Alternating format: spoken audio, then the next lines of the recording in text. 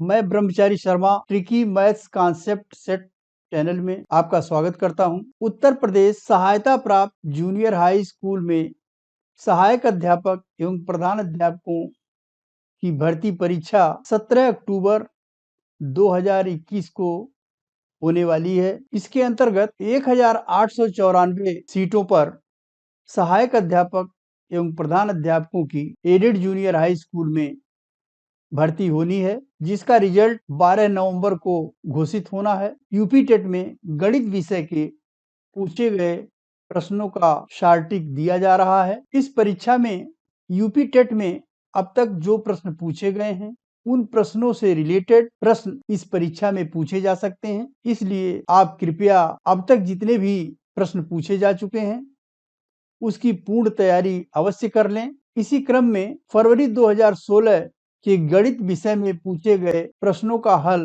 दिया जा रहा है। इसका पार्ट 1 मैं दे चुका हूं, जिसमें कुल 16 क्वेश्चन थे, और सेकेंड पार्ट में इस वर्ष के 15 प्रश्नों के हल का शार्टिक दिया जाएगा। इससे संबंधित प्रश्न का लिंक वीडियो के डिस्क्रिप्शन बॉक्स में दे दिया गया है, जिससे आप प्रश्न डाउनलोड कर सकते हैं। कृपया इसे निरंतर देखते रहें। हमने अब तक जितने भी वीडियो बनाए हैं वो सब tricky maths concept set channel पे आपको उपलब्ध होंगे, जो आपकी परीक्षा के लिए अत्यंत ही सहायक होंगे।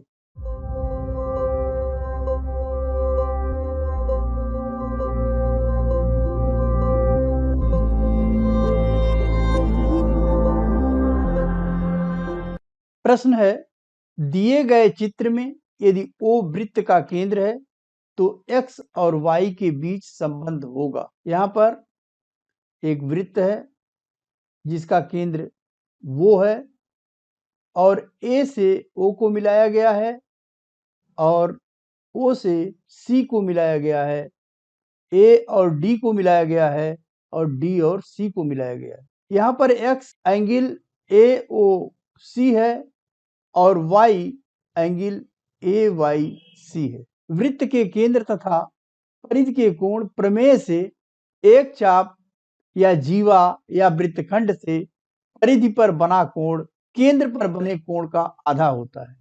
यानी यह कोण एंगल ADC यह बराबर होगा हाफ एंगल AOC के। ये बराबर हो जाएगा 1/2 x, या इसे हम x/2 लिखेंगे। ये एंगल D हो गया। AYCD चक्रीय चतुर्भुज है, तो angle D plus angle Y इन दोनों का योग 180 अंश के बराबर होगा,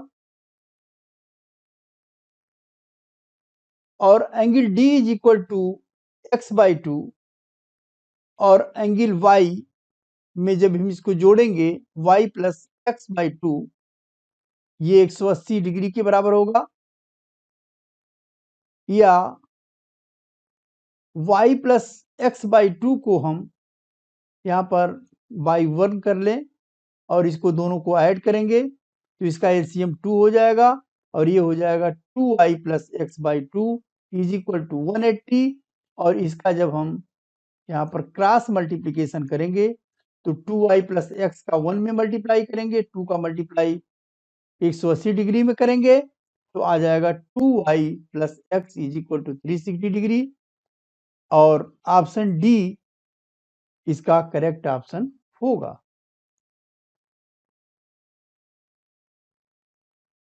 नेक्स्ट क्वेश्चन, 2/5, 8/35, 4/15 और 6/25 का महत्तम समापवर्तक HCF इसमें से क्या है?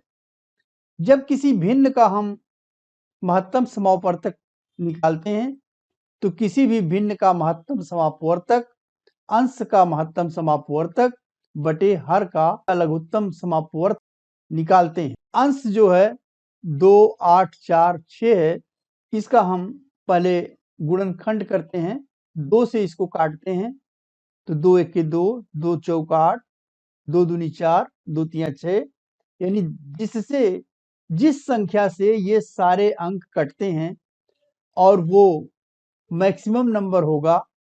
इसके अतिरिक्त इससे बड़ा और कोई संख्या नहीं होगा जिससे ये सारी संख्याएं कट जाएं, वही जो है इसका महत्तम समापवर्तक होता है। तो यहाँ पर इस अंश का जो महत्तम समापवर्तक होगा वो 2 होगा और इसी तरीके से हम हर का 5, 35, 15 और 25 का इसका लघुत्तम समापवर्त्य निकालेंगे और ये होगा 5 से कटेगा, 5 1 जा 5, 5 7 जा 35, 5 3 जा 15 एंड 5 5 जा 25।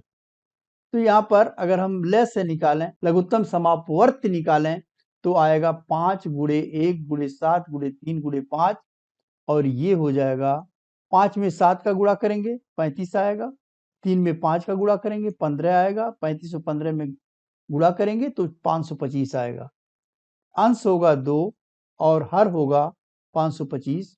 इसका जो करेक्ट ऑप्शन है 2/525 होगा। ऑप्शन बी इसका करेक्ट ऑप्शन होगा।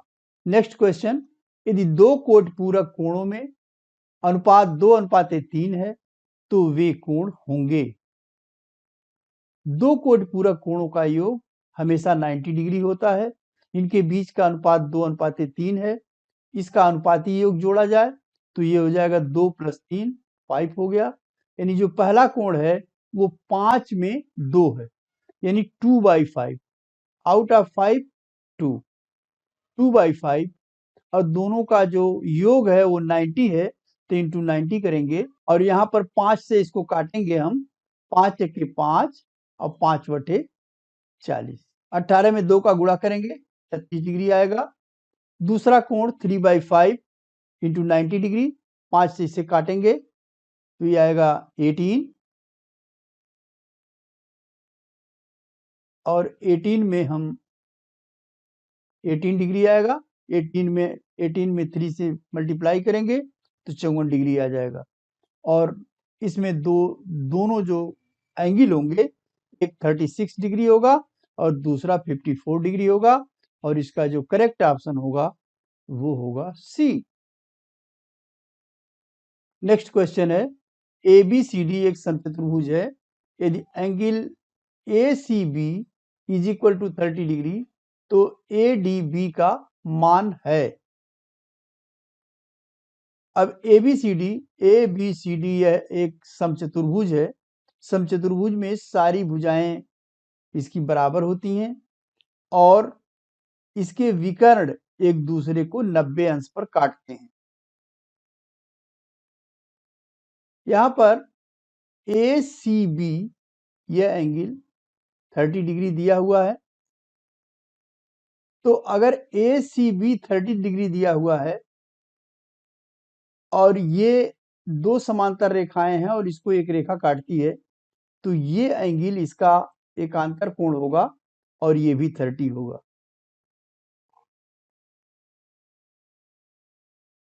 चूंकि ये विकर्ण एक दूसरे को 90 डिग्री पर काटते हैं इसलिए यह एंगल 90 होगा और ये 90 हो गया, ये 30 हो गया। अब त्रिभुज के तीनों कोणों का योग हम जानते हैं 180 डिग्री होता है। ये 90 ऑलरेडी हो चुका है, ये 30 हो गया है तो ये एंगल 60 होगा।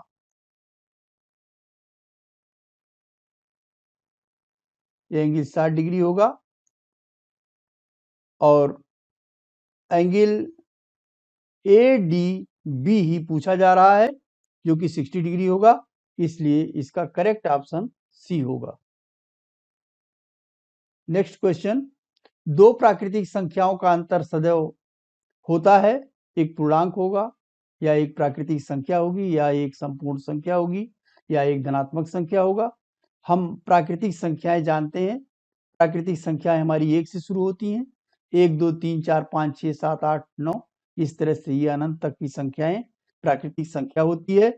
अगर हम इसमें से 2 में से 1 माइनस करें तो 1 आता है और 1 में से अगर हम 2 माइनस करें तो -1 आता है। अब यहाँ पर जो 1 है और ये -1 है, या तो माइनस में आएगा या प्लस में आएगा, तो ऐसी संख्याएं पूर्णांक ही होती हैं। जिसमें माइनस और प्लस और जीरो भी आता है, इसलिए इसका जो करेक्ट ऑप्शन होगा वो ए होगा। नेक्स्ट क्वेश्चन है, व्यंजक 2x² माइनस 9x माइनस 26 का एक गुणनखंड है। व्यंजक दिया हुआ है 2x² माइनस 9x माइनस 26, इसका गुणनखंड करना है। गुणनखंड के लिए हम जानते हैं कि x² का जो गुणांक है 2 है और ये जो कांस्टेंट टर्म है वो है -26। तो -26 में हम मल्टीप्लाई करते हैं 2 से, +2 से, तो आंसर आता है -52।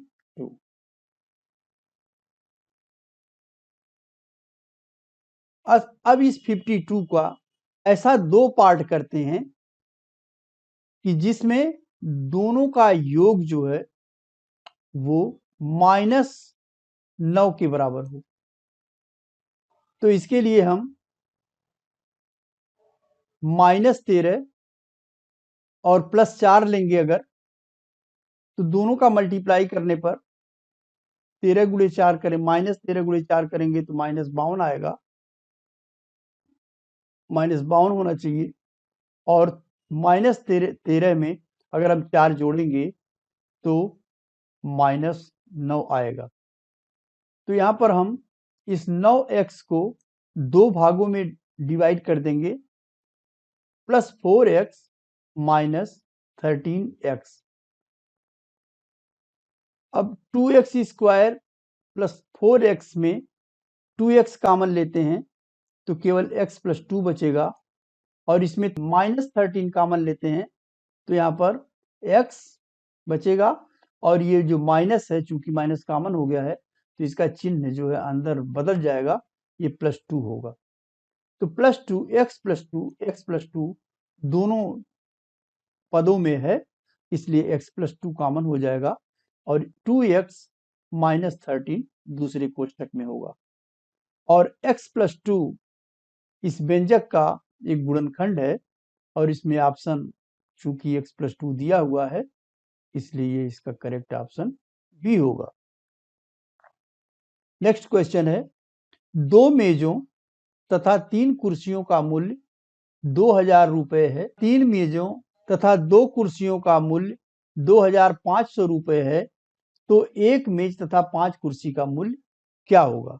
माना एक मेज का मूल्य ए रुपया तथा एक कुर्सी का मूल्य बी रुपया।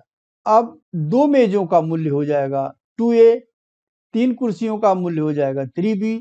2a + 3b = 2000, और 3 मेजों का मूल्य हो जाएगा 3a, 2 कुर्सियों का मूल्य हो जाएगा 2b।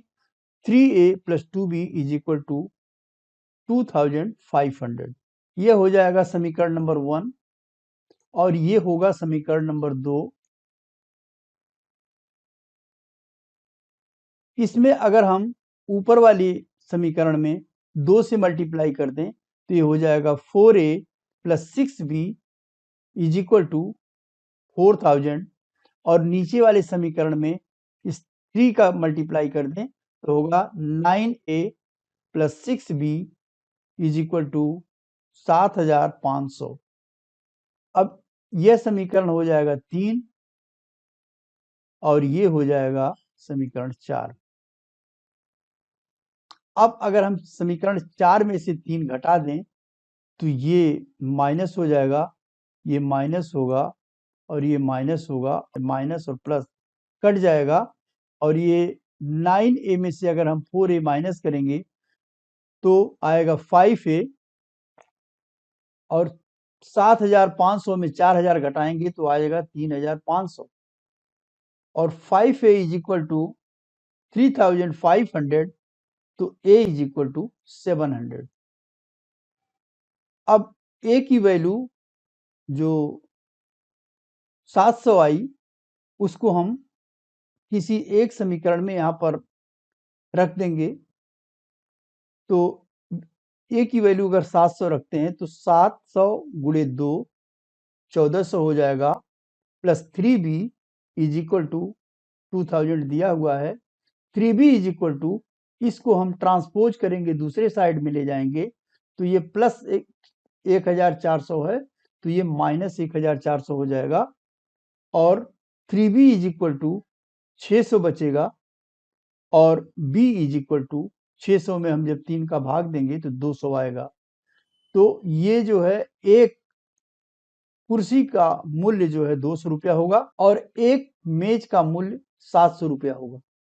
प्रश्न में पूछा गया है एक मेज तथा 5 कुर्सियों का मूल्य क्या होगा। तो यहाँ पर एक कुर्सी 700 हो गया, नहीं, एक मेज 700 होगा, और 5 कुर्सियों का, इसमें हम 5 से मल्टीप्लाई करेंगे तो 1000 हो जाएगा। 1000 और 700 जोड़ेंगे तो 1700 रुपया आएगा, और इसका जो करेक्ट ऑप्शन होगा वो होगा बी।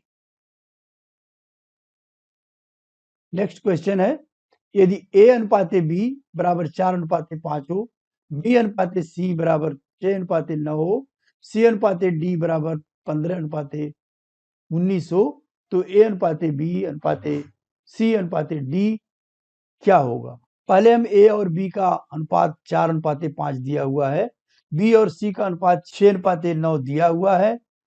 अब इसे हम अगर इस अनुपात में किसी भी संख्या से 4 और 5 में दोनों में किसी एक संख्या से मल्टीप्लाई करें तो अनुपात जो है बदलता नहीं है। तो ये b जो है 5 दिया है, यहाँ पर b 6 दिख रहा है, तो हम दोनों को, चूंकि b सेम है, इसलिए यहाँ पर हम 5 का मल्टीप्लाई नीचे करेंगे और 6 का मल्टीप्लाई हम इसमें ऊपर करेंगे। तो 6 से जब मल्टीप्लाई करेंगे तो 6 चौक 24 अनुपाते 6 पचे 30 होगा, और जब 5 का मल्टीप्लाई हम 6 अनुपाते 9 में करेंगे तो 5 6 30 होगा, और 5 9 45 होगा।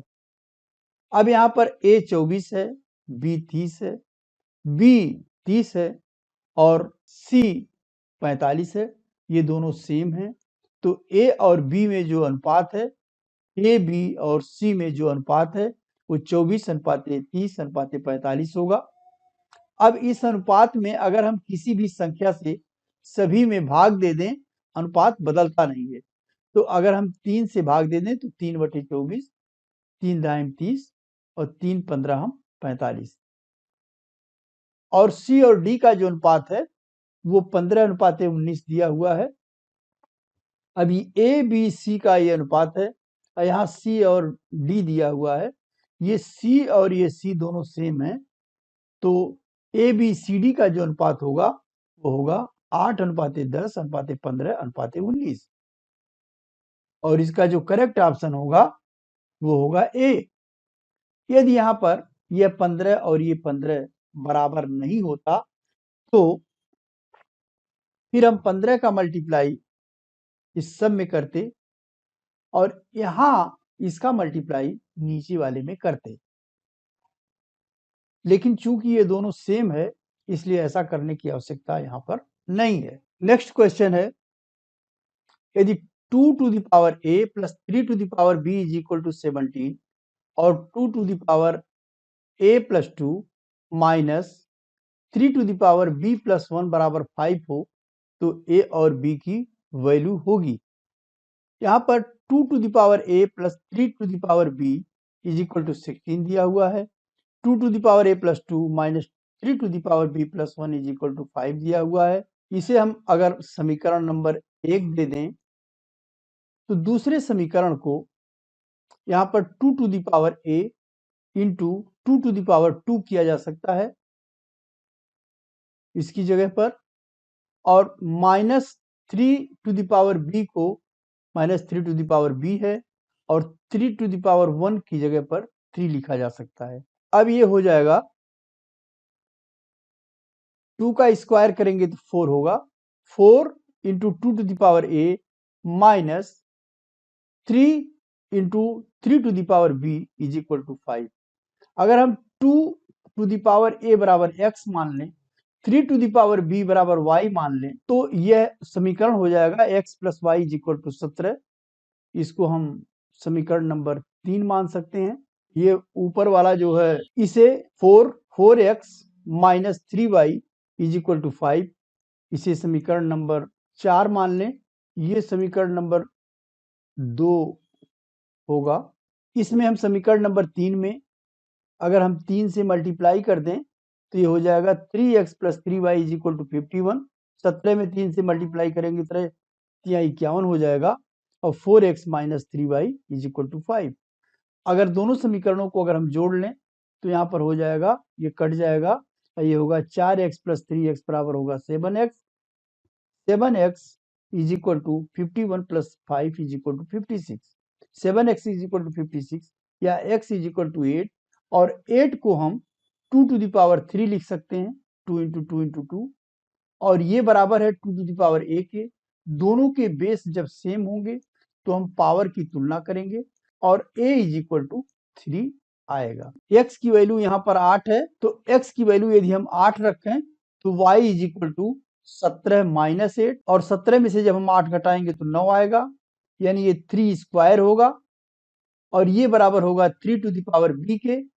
बेस दोनों के सेम है तो पावर की तुलना करने से हम b की वैल्यू निकाल सकते हैं। b = 2 होगा, ये a = 3 आया और b = 2 आया और इसका करेक्ट ऑप्शन होगा b। नेक्स्ट क्वेश्चन, 3 मीटर लंबी 1.5 मीटर ऊंची और 0.4 मीटर मोटी दीवार बनाने में कितनी ईंटों की आवश्यकता होगी यदि प्रत्येक ईंट का आकार 30 सेंटीमीटर × 15 सेंटीमीटर × 8 सेंटीमीटर हो।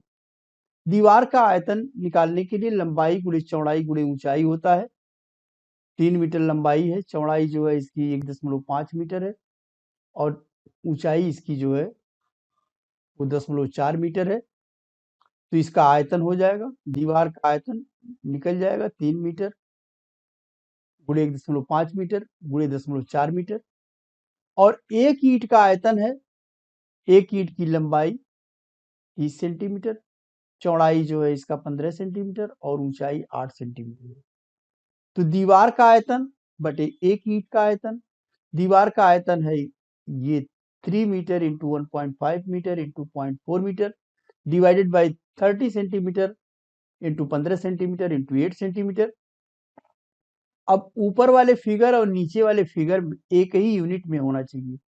नीचे वाली फिगर जो है सेंटीमीटर में है और ऊपर वाली फिगर मीटर में है, तो हम मीटर को सेंटीमीटर में बना लेंगे। 1 मीटर में 100 सेंटीमीटर होता है तो 3 मीटर है 300 सेंटीमीटर हो जाएगा। 1.5 मीटर है, इसमें 100 से गुणा करेंगे तो 150 सेंटीमीटर होगा। 0.4 मीटर है तो इसमें 100 से गुणा करेंगे तो ये 40 सेंटीमीटर होगा। अब ये जीरो से कटेगा, सेंटीमीटर सेंटीमीटर से कटेगा और यहाँ पर 3 से जब हम इसको काटेंगे तो 3 × 1 = 3 और 3 × 30 होगा, यहाँ पर 10 आ जाएगा। ये 15 है, 15 × 1 = 15, 15 × 150, 10 बार जाएगा। ये सेंटीमीटर इस सेंटीमीटर से कट जाएगा। 8 से हम डिवाइड करेंगे, 8 × 1 = 8 और 8 × 25 = 40, 5 आएगा और ये सेंटीमीटर इस सेंटीमीटर से कट जाएगा। तो 10 × 100 = 500, 500 आया, यानी ईंटों की संख्या 500 होगी और इसका करेक्ट ऑप्शन सी होगा। नेक्स्ट क्वेश्चन है 519 × 519 - 81 × 81 बटे 519 × 519 प्लस 2 × 519 × 81 प्लस 81 × 81। अब अगर हम 519 को a मान लें, 81 को b मान लें और इसकी जगह पे मान रखें तो ये हो जाएगा a² - b² बटे a² + b² + 2ab। हम जानते हैं कि a² - b² बराबर होता है a - b एक कोष्ठ में और a + b दूसरे कोष्ठक में और a² + b² + 2ab यह a + b का होल स्क्वायर है, यानी a + b × a + b। यहाँ पर a + b से कटेगा और आएगा a - b बटे a + b। a - b का मतलब ये बराबर है 519, 519 - 81 और a + b का मतलब होगा कि 519 + 81। 519 में जब हम 81 माइनस करेंगे तो आएगा 438 और 519 में जब हम 81 जोड़ेंगे तो 600 आएगा। अगर इसे हम 6 से काट दें तो यहाँ पर आ जाएगा 6 सत्ते 42 और एक शेष बचेगा 18 हो जाएगा, 6 त्रिक 18 और यहाँ इसको काटेंगे तो 6 के 6 और 0 0 100 हो जाएगा, यानी 73/100 इसका आंसर आएगा और इसका ऑप्शन बी करेक्ट ऑप्शन होगा। नेक्स्ट क्वेश्चन है, यदि x माइनस 1/x बराबर 1/2 तो 4x² प्लस 4/x² का मान है। 4x² प्लस 4/x², इसमें 4 हम कॉमन ले लें तो ब्रैकेट में बचेगा x² यहाँ और plus 1/x²। x² plus 1/x² में हम -2 प्लस 2 कर दें, इसके मान में कोई अंतर नहीं आएगा। लेकिन x² प्लस 1/x² माइनस 2 की जो वैल्यू है ये है x माइनस 1/x का स्क्वायर प्लस 2 होगा, तो x माइनस 1/x का whole square plus 2, x minus 1/x बराबर दिया हुआ 1/2, इसकी जगह पर 1/2 लिख देंगे, इसका स्क्वायर करेंगे तो ये हो जाएगा 1/4 और इसमें 1/4 में अगर हम 2 जोड़ते हैं तो ये हो जाएगा 4, इसका एलसीएम हो जाएगा और ऊपर आएगा 1 प्लस 4 में हम 2 का मल्टीप्लाई करेंगे 8 हो जाएगा, 1 प्लस 8 ये 9 हो जाएगा, ये 4 कटेंगे और ये आंसर 9 आ जाएगा और इसका करेक्ट ऑप्शन बी होगा। नेक्स्ट क्वेश्चन है 1 minus 1/a minus b power -2 के गुणनखंड होंगे। यहाँ पर 1 minus 1/a minus b power -2, इस पावर को अगर हम प्लस में बदलें तो ये हो जाएगा 1 minus a minus b power 2, x² minus y² की तरह ये हो जाएगा 1 plus a minus b, 1 plus a minus b एक कोष्ठ में, दूसरे कोष्ठक में होगा 1 माइनस a माइनस बी होगा तो माइनस की जगह यहाँ पर प्लस आ जाएगा तो माइनस a प्लस बी होगा और इस तरह से इसका करेक्ट ऑप्शन ए होगा। नेक्स्ट क्वेश्चन, दो संख्याओं का महत्तम समापवर्तक 9 और उनका लघुत्तम समापवर्त 270 है। यदि संख्याओं का जोड़ 99 है तो उनका अंतर होगा। माना पहली संख्या x है और दूसरी संख्या y, तो x plus y is equal to 99 ये दिया हुआ है।